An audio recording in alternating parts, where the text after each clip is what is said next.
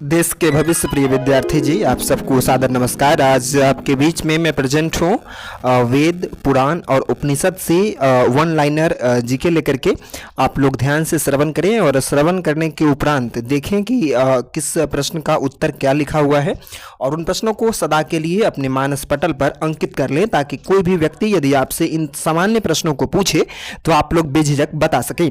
तो चलते हैं हम लोग प्रश्न की ओर। प्रथम प्रश्न हमारे बीच में है कि वेदों की संख्या कितनी है। तो हम लोग जानते हैं कि हमारे वेद जो हैं वह 4 हैं। तो वेदों की संख्या कितनी है? तो वेदों की संख्या जो है वो वेदों की संख्या 4 है। इसके पश्चात अगला प्रश्न हमारे बीच में है कि वेद कौन कौन से हैं। तो वेद हमारे 4 हैं। उन वेदों के नाम हैं सामवेद है, ऋग्वेद है, यजुर्वेद है, अथर्ववेद है। सामवेद, ऋग्वेद, यजुर्वेद और अथर्ववेद। और पुराणों की संख्या कितनी है? तो पुराण जो है वो हमारे 18 पुराण है। इसके पश्चात अगला महत्वपूर्ण प्रश्न है कि सबसे प्राचीन पुराण क्या है। तो मत्स्य पुराण जो है वो सबसे प्राचीन पुराण है। उसके पश्चात अगला इंपॉर्टेंट प्रश्न है कि पुराणों के रचयिता कौन है। तो लोमहर्ष एवं उग्रश्रवा जो है वह पुराणों के रचयिता हैं। इसके पश्चात है वेदांग कितनी है।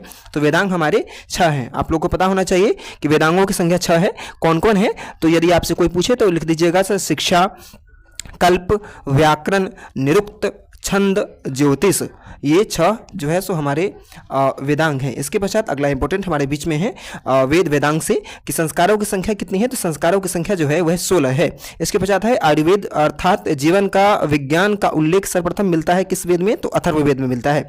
इसके पश्चात अगला इंपॉर्टेंट प्रश्न है कि ऋग्वेद में युद्ध देवता समझा जाता है किसको? तो इंद्र को समझा जाता है। इसके पश्चात अगला इंपॉर्टेंट प्रश्न है कि वैदिक युग में प्रचलित लोकप्रिय शासन प्रणाली थी।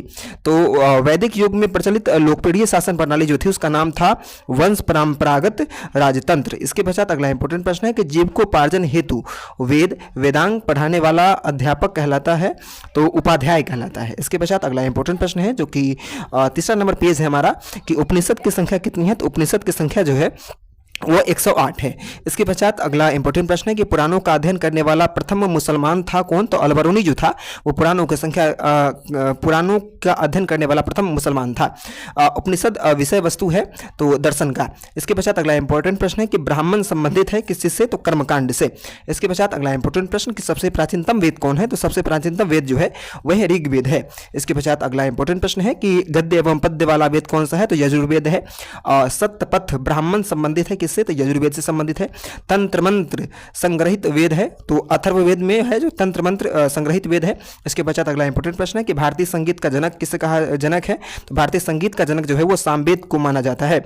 इसके पश्चात अगला इंपॉर्टेंट प्रश्न है कि गायत्री मंत्र लिया गया है जो कि गायत्री मंत्र हम लोग जानते हैं कि ओम भूर्भुवः स्वः तत्सवितुर्वरेण्यं भर्गो देवस्य धीमहि धियो यो नः प्रचोदयात्। तो गायत्री मंत्र लिया गया किससे? तो ऋग्वेद से लिया गया है। इसके पश्चात अगला इंपॉर्टेंट प्रश्न है कि गायत्री मंत्र के रचनाकार कौन है? तो गायत्री मंत्र के रचनाकार जो है वो विश्वामित्र को माना जाता है। गायत्री मंत्र समर्पित है तो सूर्य देवता को समर्पित है। आपसे पूछे गायत्री मंत्र किसको समर्पित है? तो सूर्य देवता को समर्पित है। गोत्र शब्द मिलता है किससे? तो अथर्ववेद में मिलता है। इसके पश्चात अगला इंपॉर्टेंट प्रश्न है कि भागवत धर्म के प्रवर्तक थे कौन? तो श्री कृष्ण थे। इसके पश्चात अगला इंपॉर्टेंट प्रश्न है कि भक्ति आंदोलन का प्रारंभ है तो अलवर संतों ने। इसके पश्चात अगला इंपॉर्टेंट प्रश्न हमारे बीच में है कि आर्यों के जानकारी का स्रोत है तो ऋग्वेद है। ऋग्वेद में सर्वाधिक बार वर्णित नदी का कौन सी नदी है? तो सिंधु नदी का सर्वाधिक बार वर्णन किया गया है। इसके पश्चात अगला इंपॉर्टेंट प्रश्न है कि ऋग्वेद में वर्णित सबसे पवित्र नदी कौन सी है? तो सबसे पवित्र नदी का नाम सरस्वती है। इसके पश्चात अगला इंपॉर्टेंट प्रश्न है कि ऋग्वेद में वर्णित प्रमुख देवता कौन है? तो इंद्र को माना जाता है। इसके पश्चात अगला इंपॉर्टेंट प्रश्न है कि ऋग्वेद में सबसे बाद निर्मित मंडल कौन सा है? तो 10वां मंडल जो है वो सबसे बाद में निर्मित मंडल है। इसके बाद अंतिम पेज हमारा है कि ऋग्वेद में पूर्णतः सोम को समर्पित मंडल है तो 9वां मंडल जो है वो सोम को समर्पित मंडल है। इसके पश्चात अगला इंपॉर्टेंट प्रश्न है कि सत्यमेव जयते लिया गया है कौन से उपनिषद से लिया गया है? तो मुंडकोपनिषद से लिया गया है। इसके पश्चात अगला इंपॉर्टेंट प्रश्न है कि प्राचीनतम हिंदू विधि का लेखक है तो मनु है। इसके पश्चात अगला इंपॉर्टेंट प्रश्न है कि स्मृति ग्रंथों में सबसे प्राचीन है तो मनु स्मृति जो है वह सबसे प्राचीन है। पुस्तक मिताक्षरा के लेखक कौन है? तो विज्ञानेश्वर जो है वो पुस्तक मिताक्षरा के लेखक है। महाभारत का अन्य नाम क्या है? तो महाभारत का अन्य नाम जय संहिता भी है। इसके पश्चात अगला इंपॉर्टेंट प्रश्न है कि महाभारत जिसके रचनाकार वेद व्यास हैं कि फारसी अनुवाद का शीर्षक है तो रज्मनामा है।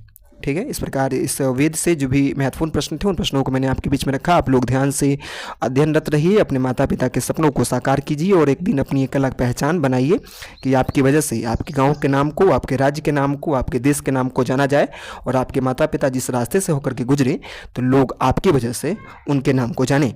इतनी मेहनत कीजिए कि सफलता आपके आंगन में प्रवेश करे और एक दिन जरूर आपको आपके ऊपर गर्व हो और आपके माता पिता को आपके ऊपर गर्व हो।